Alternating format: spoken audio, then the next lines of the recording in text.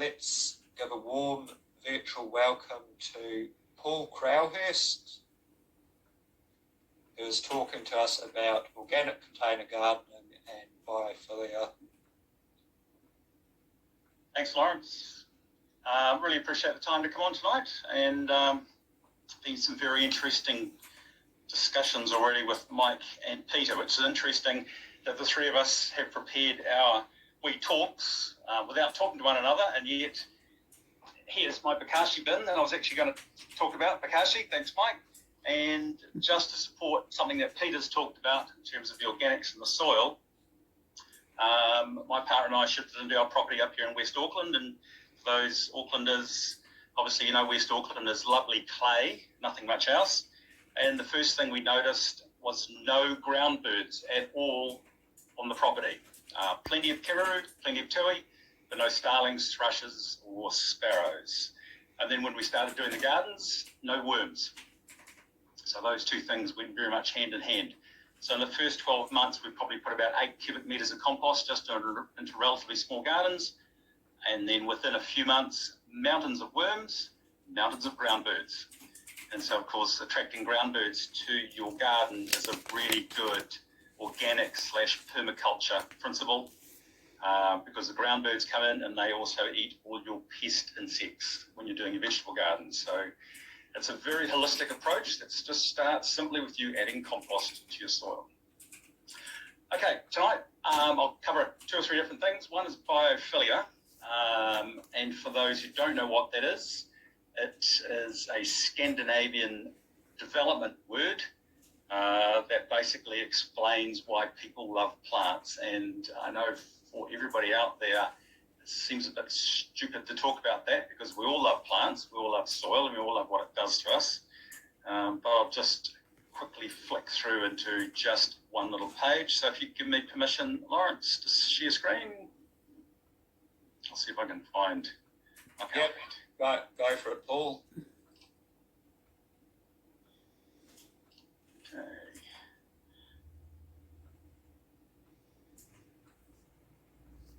No, not there.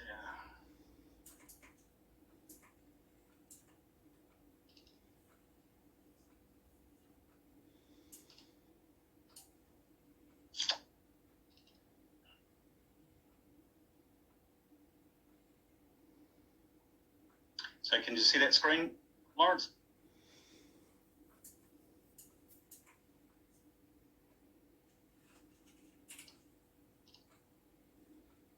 Sorry, I was saying it's just loading.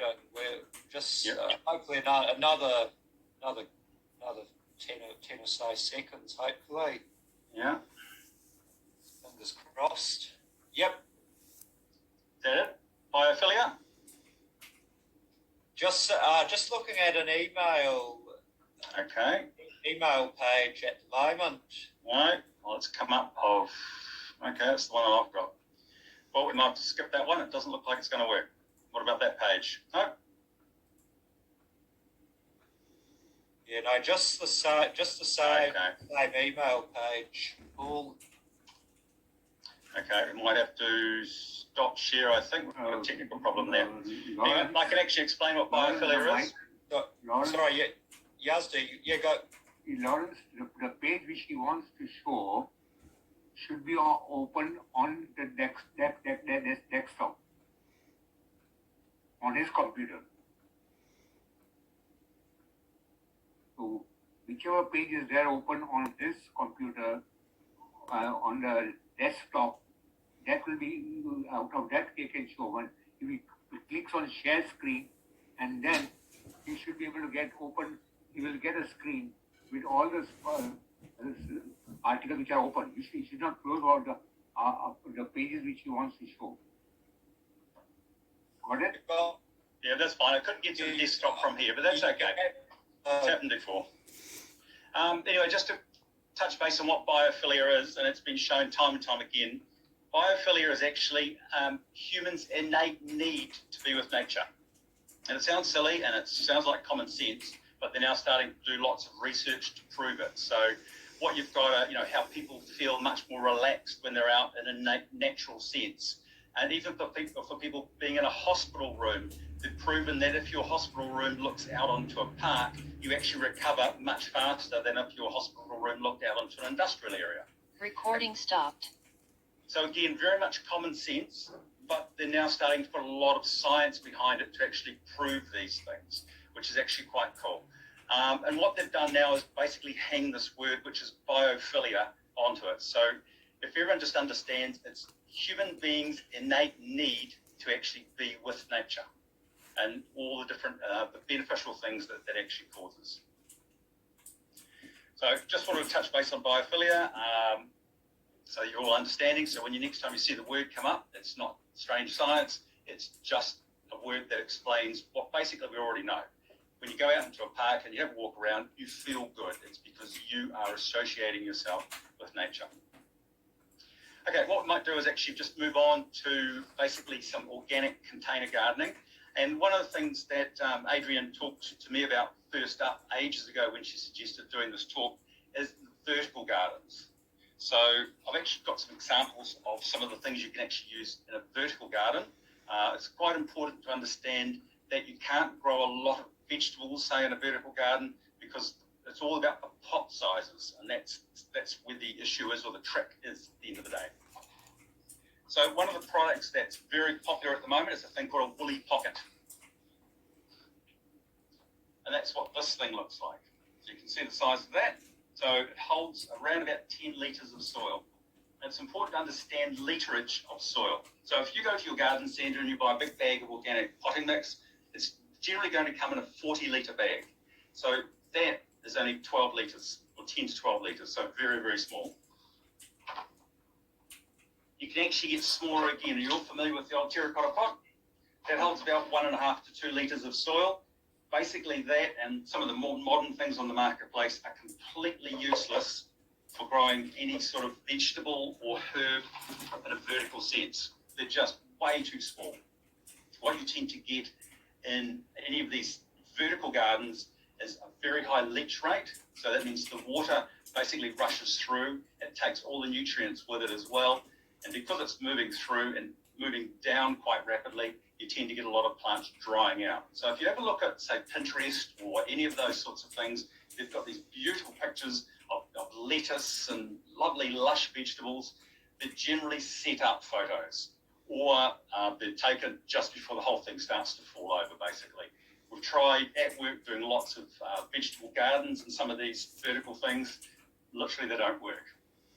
But if you do want to have a go at it, the trick is going to be lots and lots and lots of liquid feeding. And that's one of the things I do want to touch on in terms of what sort of things to do. And this is where the organics start to come into play.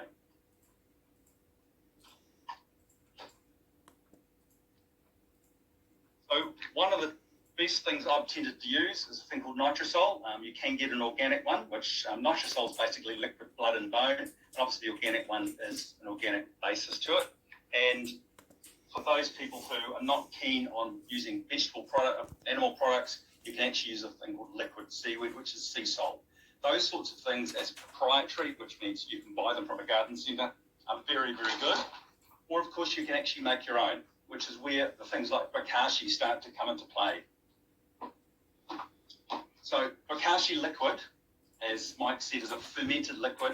Basically, your food scraps grow into the top container, which is that one, and you add your bokashi fermenting mix to it, and that then produces a liquid, which is caught in the bottom one, and that liquid is actually incredibly potent. So it's important to dilute it down. The absolute minimum tends to be 1 to 10, but you can actually go much further than that, especially when you're putting it into containers. Now, the thing about a container plant, remember, it's a closed system. That container or that plant that's in that container is totally dependent on you to supply the moisture, to supply the nutrients, to basically supply all the love possible, because it's not growing in the ground. The roots can't go and find nutrients. They can't find moisture. It's dependent totally on you. And that's the difference between a container plant and a plant that's growing in the ground. So bokashi is one thing that you can do yourself. The other one is this beautiful black stuff, which is worm tea. So that's actually very, very good to make. And worm tea, there's been a bit bit of a discussion point, and you, the viewers out there, you guys out there probably would have better opinions than me about it. I've read so many different things. So worm tea is either what comes out of the worm bin as straight liquid, or it's actually what's made from the worm cast soaked in water. So it's either or. I tend to use just the liquid coming out of the worm bin itself, but I make sure that I don't use that in a planter. I always use that in the ground. There's lots more bacteria and soil fungi to actually absorb and break it down. But again, it needs to be basically diluted down as much as possible, because it is also very, very strong. The other thing you can actually make lots of are straight teas. You can make a compost tea. You can actually make a tea with sheep pellets. You can make a tea with chicken manure. Basically, a tea is, as you'll know, something that's steeped in water to get all the best of it out, and then you use the liquid. Almost all of them are actually quite strong, but they're very, very good to use in containers in general, provided they're diluted down. Now, the reason you actually use a liquid fertilizer in a container as opposed to a dry one is that liquid's going to move through the root system or through the root ball in the container quite evenly, so you're actually getting a very good nutrient spread throughout. Quite often what we'll do as human beings using a dry fertilizer, we'll put a handful of whatever it is on the container just in one lump, and some of us will also go, well, if one's going to do well, then two's going to be that much better, and we tend to over-fertilize. So what you tend to get with dry fertilizer, particularly some of the machine-made, the man-made ones, tends to be root burn, it tends to be leaching, which is not good for the environment, and you tend to get a lot of root death out of it as well. Whereas a liquid fertilizer tends to be much softer, much more relaxed on the plant. It also means you actually have to go up physically to the plant on a regular basis, so you can check its health, you can check for pests, you can check to see whether fruit or vegetables are actually going to be ready anytime soon. So it has a whole lot of benefit. If you are going to use a dry fertilizer, I tend to stick to the organic ones, and for me personally, it tends to be things like sheep pellets, which I class as being relatively organic, chicken manure, which I can get hold of, and I know that it's organic as well. But again, use quite sparingly, because we don't want to over-fertilize any of those sorts of products. Hey, Now, can I just interrupt for a second? Sorry, I have realized that Lawrence is gone. Does anyone have a clue how he, who has probably invited us all, can come back? Because he didn't say goodbye, and I'm worrying how we're going to facilitate that after. he might have just turned his camera off, that's all. No, he's not in the. I've checked that he's not in the audience. But okay, just wanted to. I'm sure he'll pop back.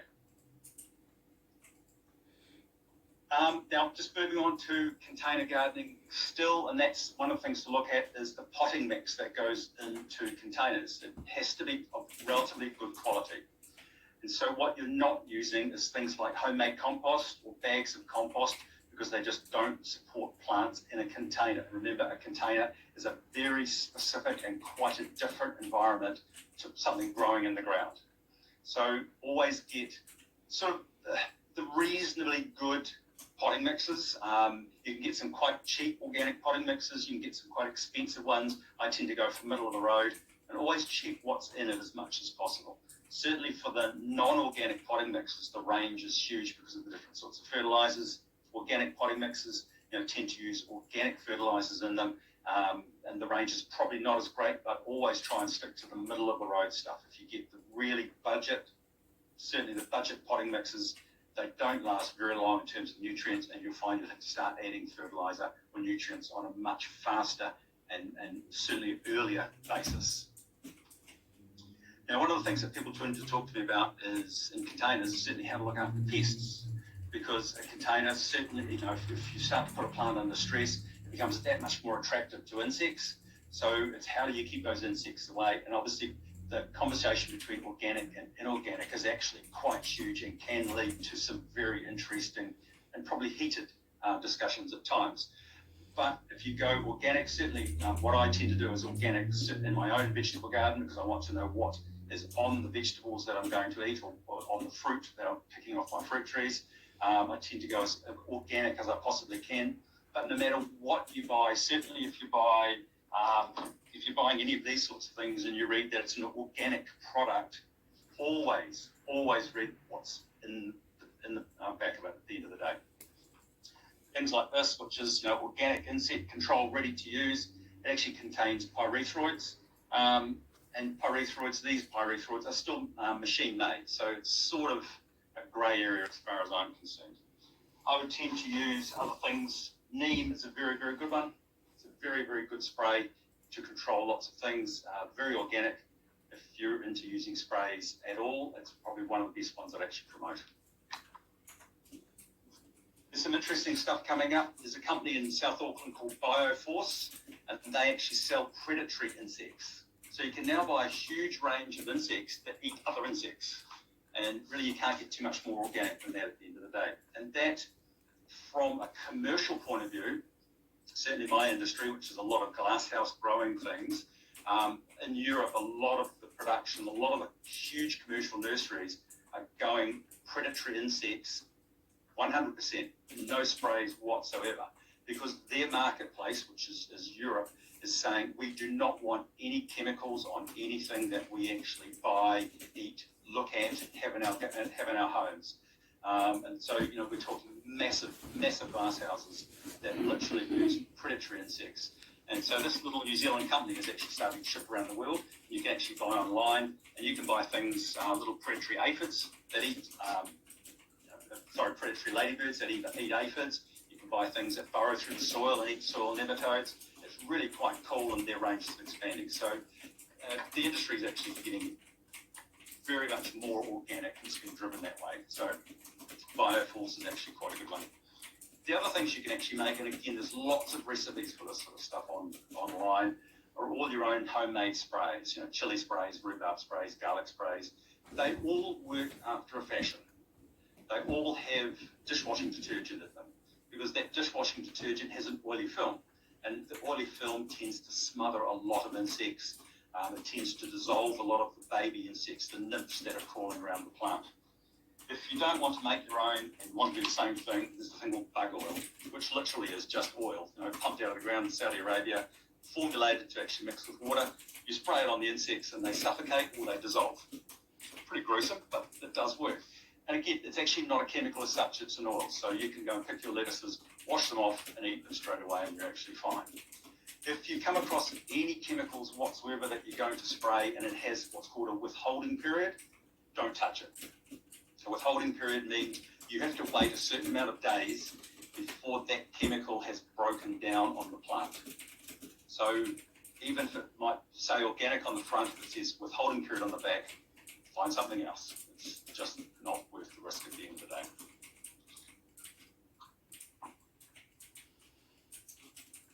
Now, there's lots of physical things you can start to use for insects. There's things called stickies, which are yellow cards covered in like a Vaseline, basically. A lot of insects are attracted to yellow, so you hang them amongst your plants, and the insects flog to them. And for us that are old enough, you can remember those horrible old fly strips used to hang from the ceiling. Basically the same sort of principle. And you can get things like guava moth traps, which do a hormone, a little hormone that bugs tend to go to for the guava moth anyway. It actually works quite effectively. So in terms of pest control, there's lots and lots of different things on the marketplace that you can actually use. Main things are read the backs of the labels, read the back of the product, understand what's in it. If it's stressed because it's drying out or it's hungry, it tends to be much more attractive to pests attacking it. So you've got fertilising, and that's the main thing to take away for anything to do with containers, whether you're trying vertical garden type containers or just a range of containers on the ground. Liquid feed, liquid feed, liquid feed. If you do want to dry feed, use something like sheep pellets. They're nice and safe. If you're using chicken manure, it's very strong, so watch out with that. If you're using things like compost, don't use them as a potting mix. It doesn't work. There's not enough nutrient in a compost to actually work in a container. Compost is better off dug into the soil, where there's a lot more soil microbes and soil organisms to actually break it down and do its thing. When you're finished with your containers, the next thing to do is, coming into summer, definitely is mulch them. This is straw, and you can also get a coconut fibre, but I tend to use straw. Obviously, having chips makes a difference.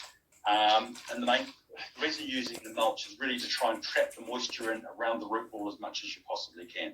It's all about making that container a beautiful little damp, rich system that actually supports the plant coming through the top of it.